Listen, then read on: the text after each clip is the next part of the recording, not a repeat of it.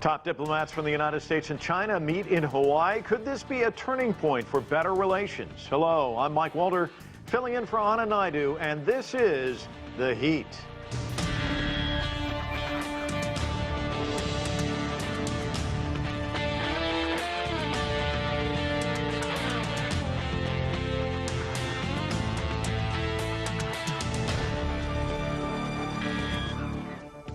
For months now, the United States and China have been sparring over the coronavirus pandemic, a national security law in Hong Kong, and trade.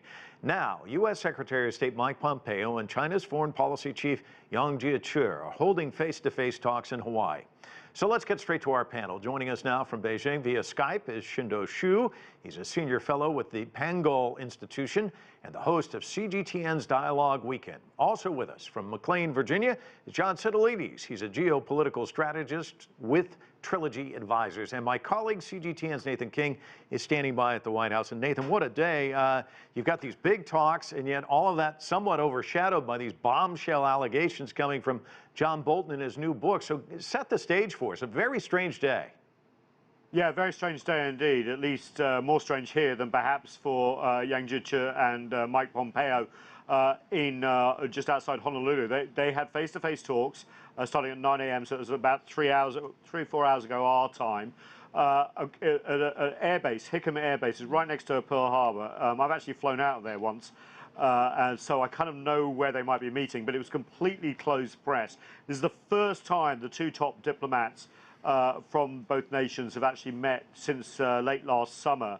And since then, as you said, so much has gone on. We've had the finger pointing over COVID-19 with Mike Pompeo spreading that whole Wuhan lab theory, which has been dumped. And then, of course, the statements over Taiwan, and then the Hong Kong moves as the new national security law was ushered in, and all the other statements as well, from everything from the South China Sea to the Uyghurs. And then, of course, just a couple of hours into their talks, the Uyghur Act of 2020 was actually signed by the U.S. president. Now, that was an act passed by Congress, and he's now signed it into law that could sanction Chinese officials and individuals. They're going to have about 180 days to basically present evidence to Congress. However, the U.S. president immediately said, look, some of this could interfere with diplomacy, so I reserve the right not to do some of this.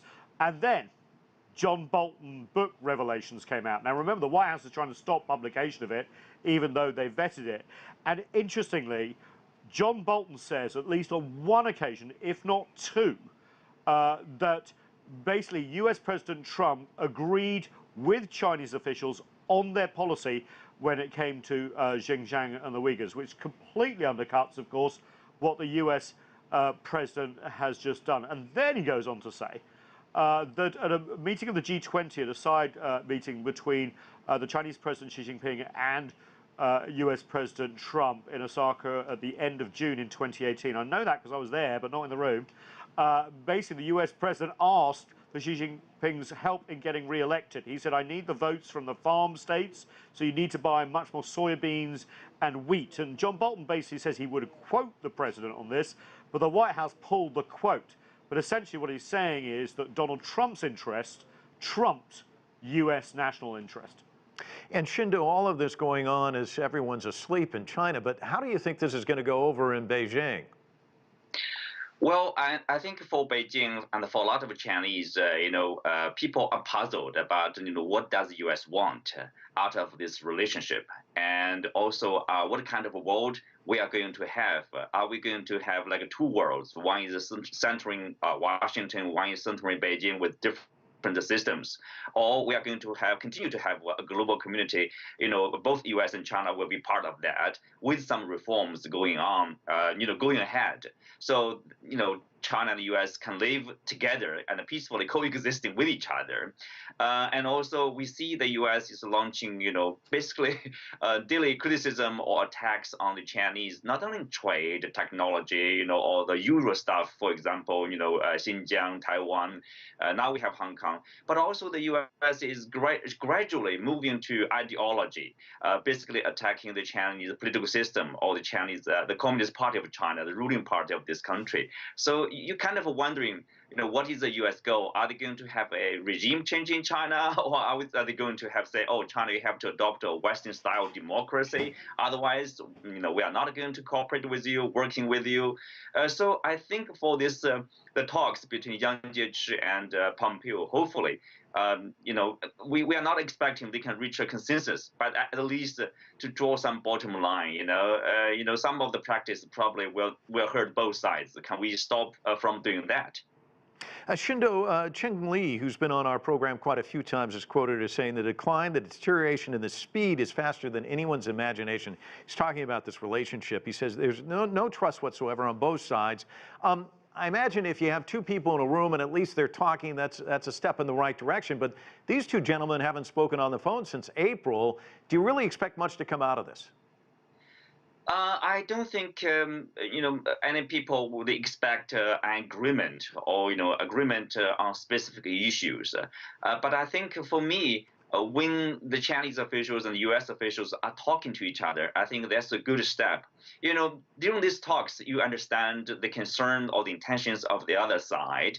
It is a learning curve. It's a learning process. At least when you started talking, in particular, regular talking to each other, and then you started to build a certain, trust in each other, so you can cooperate even you are competitors. But now we are seeing is like the relationship is collapsing. Basically, they are not talking to each other. Before this, so you see all kinds of finger pointing at each other. There are more and more problems, and we are seeing basically no cooperation at all between the two big countries. So this is I would say very, very bad state, and this is probably expected for a lot of people. The relationship has been falling so rapidly, and it is bottom line. People are probably expecting even worse state, without efforts from both sides. And John, the U.S. president, we all know, has been quite critical of China when it comes to trade. They've been wrangling throughout his administration. Finally, phase one of a trade deal came about in January, with China agreeing to buy about $200 million worth of products, $200 billion of products from the United States, I should say, soybeans and pork, that sort of thing. But then the coronavirus comes along. Talk to us about the standing of that deal. Where do you see it going? Well, first, let's put this in a proper context, Mike. Remember that the U.S. and China relationship has been marked by significant mutual miscalculation. For instance, in May of last year, the Trump administration was very surprised that the Chinese government decided to pull back from a number of the structural reforms in the phase one trade agreement process that would have fundamentally required very significant changes to Chinese laws and regulations. And on the other hand, the Chinese have misunderstood the United States in that they thought that U.S. companies that had been China's biggest boosters in Washington and in the American media over the last 15 years would continue supporting President Xi's policies. And many of these companies have begun to move away and support this bipartisan consensus of a more anti-China policy. So I think there's very important background that brings us to this point where, as our co-panelists have stated correctly, I think, we find the U.S.-China relationship deteriorating very rapidly. It has to be in the worst condition it's been in at least 2 decades. I don't know that there's any serious prospect for improvement in the near future, but it's very important for the U.S. and China to try to manage the relationship as best as possible. And it's not just trade. There are so many geopolitical issues involving Taiwan, the South China Sea, now the border skirmishes with India, a whole host of issues that are very concerning to the United States and to the G7 countries as well. And it's important that the countries talk. They won't see eye to eye on most issues. There's no reason for them to stop talking, and I don't see that happening anytime soon. But my guess is they're having some very blunt talks about what the next 6 months ahead look like, especially given that Joe Biden is probably going to undertake a presidential campaign strategy that will try to out-tough Trump in terms of China policy. So both President Trump and former Vice President Biden are going to be duking it out on who's going to have the toughest policy starting in 2021 against China. China's going to be suffering many black eyes in the U.S. media and political arena in the next 6 months. Nathan, we've seen a lot of presidential campaigns. It seems like everybody runs against China, whether you're a Democrat or a Republican. But of course, the president has been very critical of China about the coronavirus pandemic. He's used words like the Wuhan virus, the China virus. Let's watch.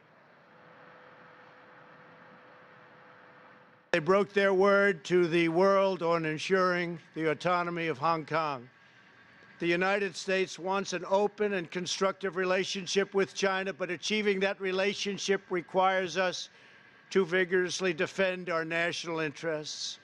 The Chinese government has continually violated its promises to us and so many other nations. The U.S. itself has dozens of laws addressing national security issues and has done its utmost to build impenetrable walls to protect its national security, but still flagrantly interferes in China's national security legislation and even tries to create holes in China's national security web.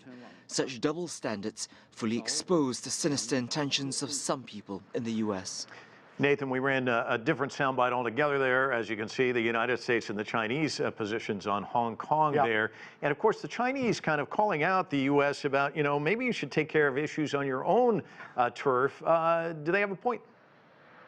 Yeah, I mean, the timing of the Hong Kong moves by the U.S., the moves with Xinjiang, the moves on trade, are all just horrible for the Trump presidency. The cries of hypocrisy haven't just come from China, but a lot of people in the world are going, hang on, you're lecturing people on this while this is happening? I mean, the Hong Kong thing, for example, you know, going to sort of punish Hong Kongers potentially because of the new security law, as the US is using police and militarized elements on its own streets, was just quite incredible. And, you know, a lot of people have said to me who live in Hong Kong and elsewhere, and as you know, I've covered it, you know, how many people died at the hands of police in over a year of protesters? And the answer is zero. So it's just the dichotomy. And then again, of course, you talk about, you know, Mike Pompeo and the human rights thing, while there's this huge domestic debate about essentially 20% of the population here in the United States. We're talking about the African-American community, but it is wider. It's generally more people of color being disenfranchised, whether it comes to voting, whether it comes to their rights with police, whether it's actually not having their lives when it comes to escalation of police violence, in something that has not just happened recently. We just capture it now because of cell phone videos, but of course dates back decades and centuries as well. So there is that feeling. Now, I think that both countries should basically know that both countries have problems.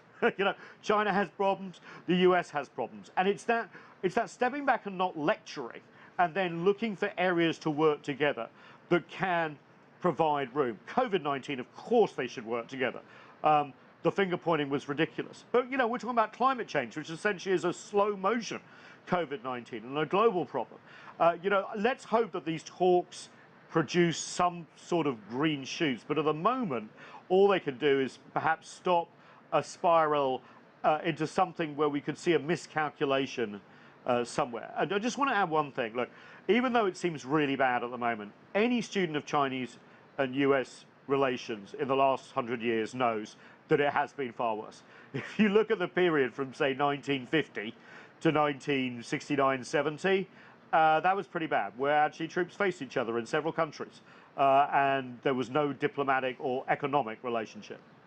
Qinduo, let me ask you about something that John brought up, that both of these candidates running for president will be duking it out, who's tougher on China.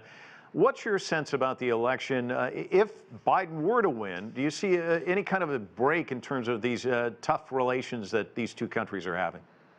Well, I think, you know, there's a piece in the media, you know, they talked to Chinese officials and former officials. They say, oh, no, Chinese, you know, people would love to have President Trump to continue for another 4 years as a president. But I think, you know, if there's a Biden presidency, some people would say at least you are talking to someone who is rational, and you know, who is rational meaning like, you know, both sides understand some of the areas we can all cooperate with each other. For example, climate change, COVID-19, instead of confronting each other. Of course, in you know, some of the areas we are competitors. You know, we are working very hard, you know, to outperform each other. But that's fine. I think two great powers. That's all right. But at the end of the day, you know, people understand, either President Biden or President Trump, they will represent the interests of the United States. But the thing is, like, they have probably different policies, technical issues on, technically different China policies. But in general, the general direction would be largely the same. That is, the U.S. views China as a competitor. So U.S. would have a competing policy against China in multiple areas. But I think that's not exactly unacceptable for the Chinese side. The thing is, like, it's not clear, and how far we can go, how worse the relationship can go, and also there's speak of a miscalculation. For the Chinese side, there's no intention like to replace the U.S. to be, say, the only superpower, or to somehow dislodge the U.S. from Asia, U.S. military bases, etc. No, for China, its goal is about continuing developing itself. There are multiple goals in the coming decade about developing this country into a high-income country. Currently, we know that China is, a lot of people are still living in poverty. So that's the Chinese priority. It's domestic. It's not about competing with the U.S. for a special status somehow, like prominent status internationally. No, I think the two sides need to talk to each other to reduce unnecessary concerns or unfounded concerns over there. Well, if conversations are taking place, at least that's a starting point. I want to thank our guests for joining us. Really appreciate it. Now we turn to COVID-19 and growing concerns in China about a new outbreak in Beijing. More than 100 cases have been reported in the Chinese capital, most of them linked to a farm produce market in the city's Fengtai district. Now, Chinese officials have cordoned off neighborhoods to prevent the spread, closed all schools, and restricted travel for high-risk residents. Earlier, I spoke with Dr. William Hazeltine, the chair and president of Access Health International, about the alarming situation in Beijing. They should be worried. It takes one person to infect a whole globe. That's how this started. Almost 8 million people started with one.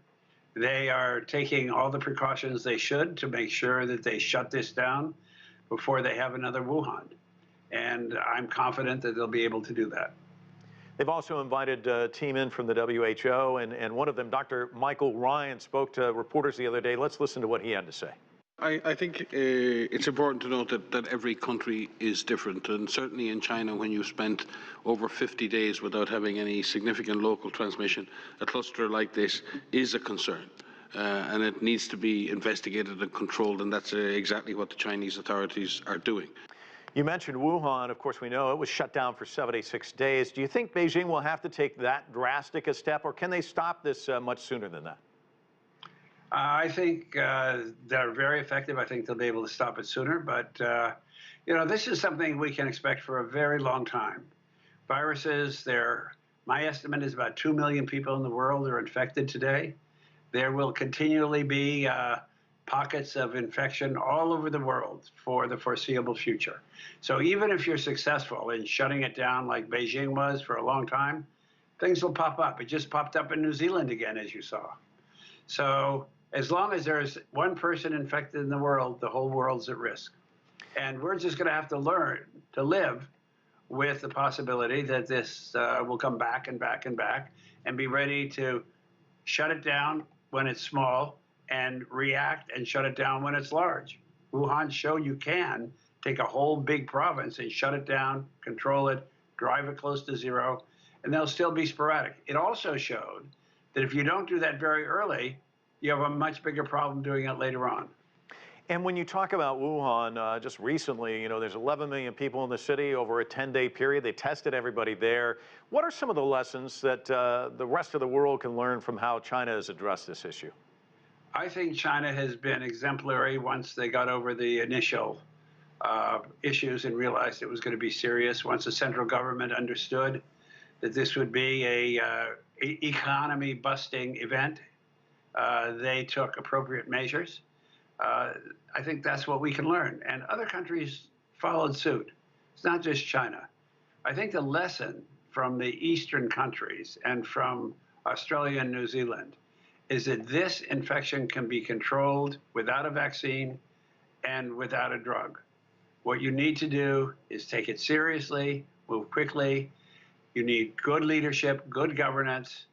You need good government institutions, and you need the public to be on your side. The public is very much involved because collective action in this case is a sum total of individual actions.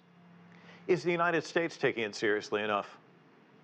No, we're not. And we have, at all levels, we have leadership issues, we have governance issues, we have execution issues, and we have individual compliance issues.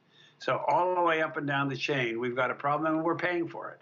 We have every day about 20,000 cases a day. We are learning to live, go about our business with 20,000 cases every day, which may be rising. And you're seeing a large spike in a number of states right now. I want to get your sense on you know, as we move through all of this, you know, some of these states are moving forward, reopening. I mean, I think of Jacksonville, Florida, these women cooped up, bored, 16 of them go to a bar, they have a great night out, all 16 end up with COVID-19. And now some of the employees at this bar also tested there as well. That's just one anecdote. I mean, there's a ton of these stories. There are going to be a lot. And you know, I grew up at a time when polio was rampant, before we had a vaccine. And we all knew to take precautions. When there was polio about, we were in groups of 3. We weren't allowed to go to the pool. We weren't allowed to go to movie theaters. We're going to have to learn to live that way. If we don't get the virus under control, we're going to have to learn to live with it. And live with it means take precautions or get infected. Let me ask you about vaccines. Everyone seems to be putting a lot of emphasis on that. And I think I read somewhere where you said don't bank on it. Give me your sense about a vaccine. How soon can it be in population, do you think? You know, a vaccine can be relatively soon. A safe and effective vaccine is another matter. I think what I'm looking at, whether it's in China, the United States, Russia, Singapore, any place, I'm looking at people trying to rush something, anything, through, and we don't know what we're going to get. We're going to get something that's probably marginally effective and maybe marginally safe or maybe unsafe. We're not going to know. What we're going to get is something we are sure. I'll tell you one thing for sure. If we have a vaccine by the end of the year, we're not going to know what that vaccine really does. We're not going to know how safe it is or how effective it is, because there simply isn't time to do it. I'm with Ken Frazier of Merck, who said there's no way you're going to have my vaccine by the end of the year.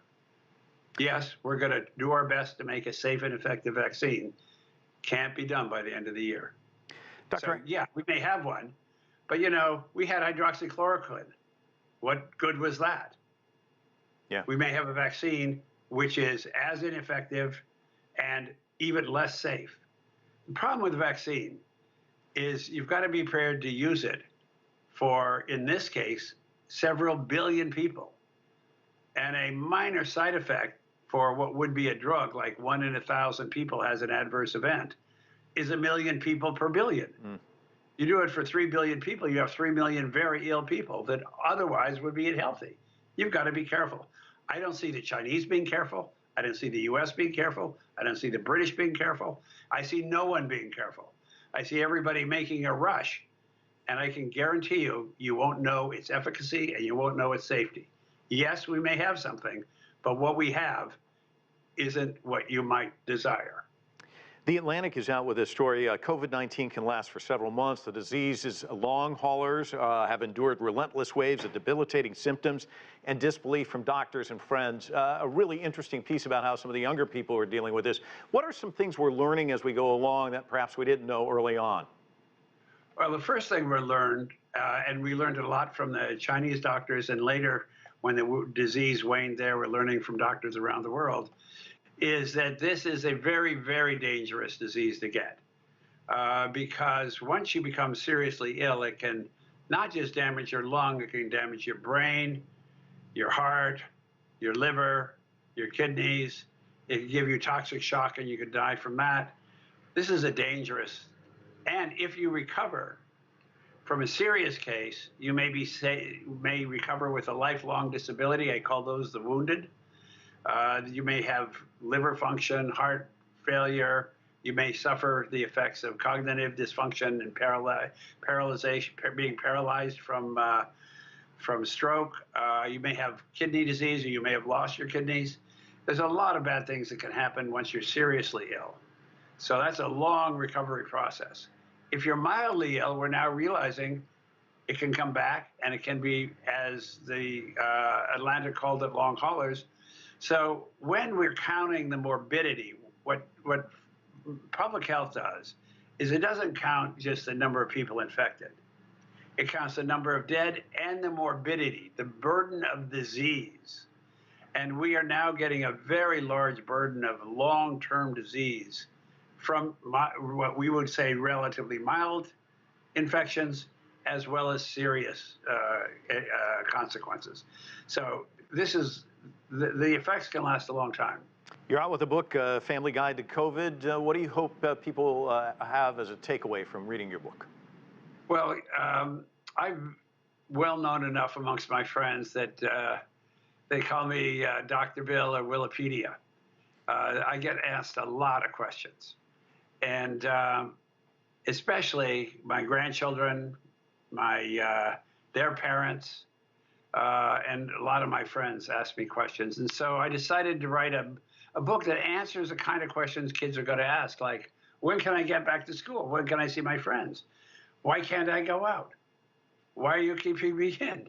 Those are, you know, and then a kid, you know, kids about 4 or 5 know serious things happens. And they'll say, well, am I going to die from this, Dad or Mom or Grandpa? Why can't I say you, Grandpa? Why are you over here and I'm over there? Those are the kind of questions. And then the parents are going to ask, well, how dangerous is it for me to do X, Y, or Z? A dad or mom might say, I've got to fly for my work. How dangerous is that? So I've taken very simple questions that everybody asks and tried to give the best answers. But I'll tell you what's been fun about this. This is a different kind of book. It's a living book. I'm calling it a new kind of entity. It exists on the web. You buy it and you have a perpetual access to the book that's going to change all the time. Because as we've just talked here, our ideas about what's going on change. We don't know all the things we knew a month ago. We know more. And a month from now, we're going to know more. So both the questions and the answers are going to be changing in real time. And if you buy one copy, you're going to have access to any of the changes. And you can download it anytime you want as a printable or a book on demand. So it's a different kind of book. But thank you for asking. Well, you're living up to your moniker, Wikipedia. Dr. Bill, thanks so much for your time. Really appreciate it. You're welcome. Thanks. Take care. And that's it for this edition of The Heat. I'm Mike Walter in Washington, D.C. Thanks so much for watching.